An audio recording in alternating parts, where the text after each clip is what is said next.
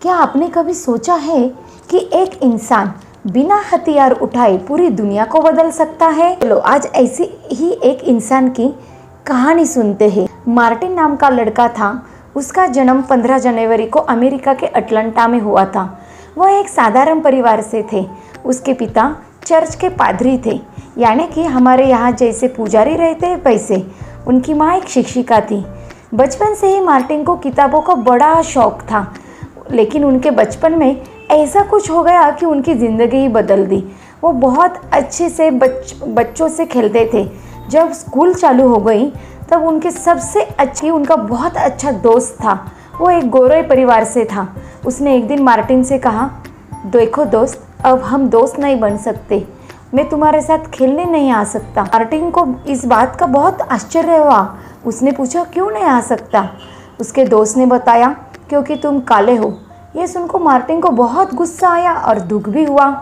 वो उस रात रोते रोते अपने पिता के पास गया। तब उनके पिताजी ने बताया, देखो मार्टिन, भगवान ने हम सबको बराबर ही बनाया है, लेकिन दुनिया को यह बात समझने के लिए तुम्हें बहादुर बनना होगा।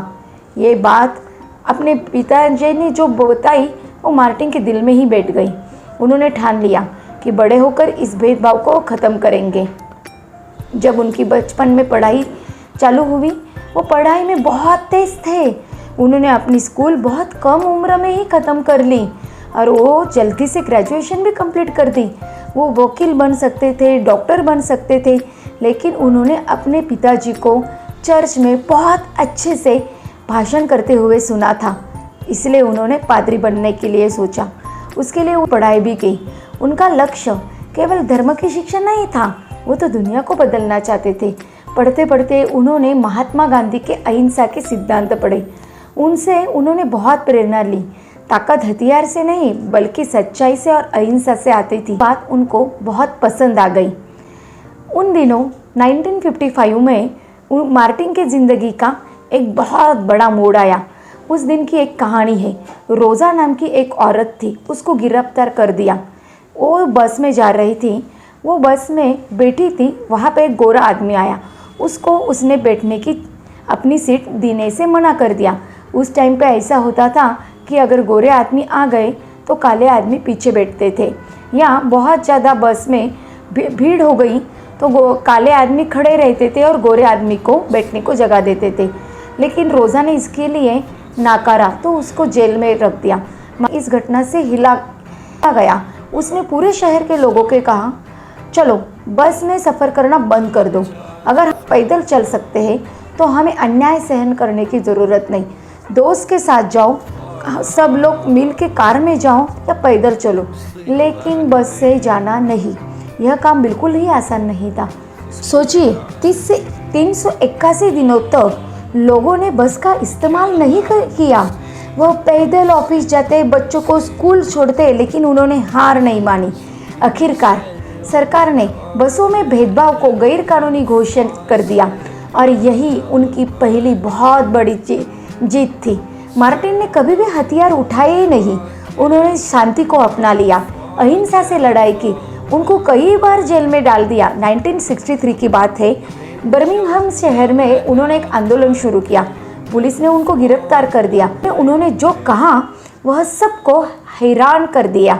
उन्होंने एक चिट्ठी लिखी। बर्मिंघम जेल के नाम से वो चिट्ठी बहुत फेमस हो गई। अगर हम अन्याय के खिलाफ आवाज़ नहीं उठाएंगे तो यह और बढ़ेगा। न्याय के लिए लड़ना हर इंसान का फर्ज है। यह पढ़कर बहुत सारे लोग उनके आंदोलन में शामिल हो गए। उन्होंने एक बहुत शानदार भाषण दिया। उस भाषण का नाम था आई हैव अ ड्रीम, दुनिया को बदलने वाला सपना। और उनका ये भाषण इतिहास में दर्ज हो गया।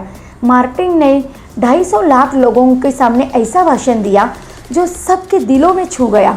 उन्होंने कहा, मेरा ये सपना है कि एक दिन मेरे बच्चे ऐसे दुनिया में रहेंगे जहाँ उनकी त्वचा के रंग से नहीं बल्कि उनके चरित्र से उनको जांचा जाएगा। उनके इन शब्दों को पूरी दुनिया को सोचने पर मजबूर कर दिया। वह भाषण आज भी प्रेरक है। 1965 में काले लोगों को वोट देने का अधिकार नहीं था। मार्टिन ने इसके खिलाफ भी लड़ाई की। उन्होंने सेल्मा से मोंटेगरी तक 54 मील का अंतर पे गए। रास्ते में पुलिस ने उनको बहुत रोकने की कोशिश की, लाठीचार्ज भी किया, लेकिन मार्टिन शांति और अहिंसा के साथ चलते रहे। आखिरकार इस आंदोलन के बाद सरकार को काले लोगों को वोटिंग देने का अधिकार देना ही पड़ा। 1964 में मार्टिन को उनके शांति के आंदोलन के लिए नोबेल शांति पुरस्कार से सम्मानित किया गया।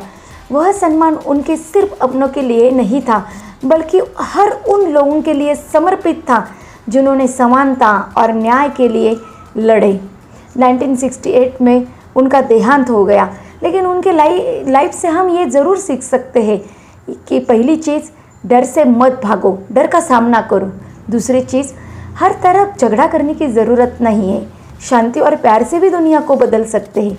तीसरी चीज़, सपने देखो, सपनों को सच करने के लिए हिम्मत और मेहनत लगाओ। अगर आपके पास एक सपना है और आप सही रास्ते पे हैं, तो पूरी दुनिया भी आपको रोक नहीं सकती। बस सवाल यह है कि आप अपने सपने के लिए, उसको सच करने के लिए मेहनत करेंगे क्या?